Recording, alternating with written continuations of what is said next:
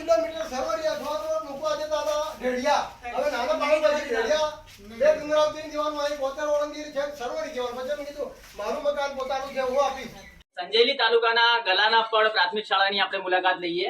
આ જુઓ, આ ગલાનાપડ પ્રાથમિક શાળા છે જેનો ઓરડાઓ બિલકુલ જર્જરિત હાલતમાં છે. આ પતરા પડી ગયા છે, લગભગ ઘણું જૂનું બાંધકામ છે. આ સંપૂર્ણપણે તૂટી ગયેલું છે. આચાર્યશ્રીએ શિક્ષકશ્રીઓ દ્વારા વારંવાર રજૂઆત કરવામાં આવી છે. આ શાળાનું બાંધકામ લગભગ 1 વર્ષ પહેલા ઉતારી લેવા માટેનો ઓર્ડર પણ થયેલો છે, પણ હજી સુધી આ સરકારી તંત્ર ઊંઘમાં હોય એવું લાગી રહ્યું છે.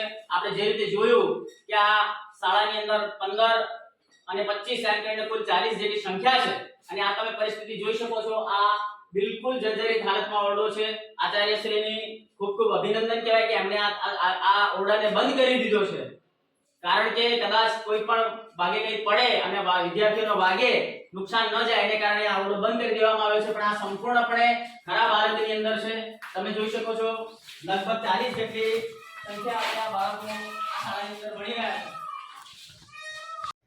આજના રોજ કલોલ તાલુકાના સહીજ ગામે શાળાની મુલાકાત લેતા અમને જાણવા મળ્યું અને અમે ખુદ જોયું અમારી નજરો સમક્ષ તો સીડીમાં જે સીડી ચડવા માટે છે તેને જર્જરિત હાલતમાં છે. તેમજ તે ઓરડાઓ જે છે તે લગભગ 15 થી 20 વર્ષ જૂના લાગી રહ્યા છે અને જેનું પ્લાસ્ટર હાલ જર્જરિત હાલતમાં છે. તો આનું રિનોવેશન કરવામાં આવે એવી સરકારને નમ્ર વિનંતી છે. તથા આજે જો પ્રવેશ ઉત્સવ ચાલુ કરતા હોય તો આપણા તાલુકાના કે જિલ્લાના અધિકારીઓ જે હોય,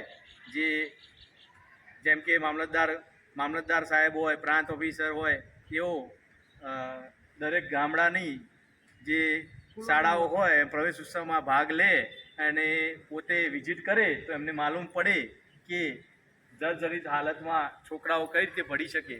અને શિક્ષકોની પણ માંગ હોય છે, પણ શિક્ષકો શું સરકારી ઓફિસમાં સરકારી નોકરી કરતા હોવાને કારણે એમનો અવાજ કોઈ બની શકતું નથી. આજના રોજ અમે આ જનતા તરફથી, સહીજ ગામની જનતા તરફથી અમે આ સરકારી શાળાનું રિનોવેશન થાય તેવી અમારી માંગ છે.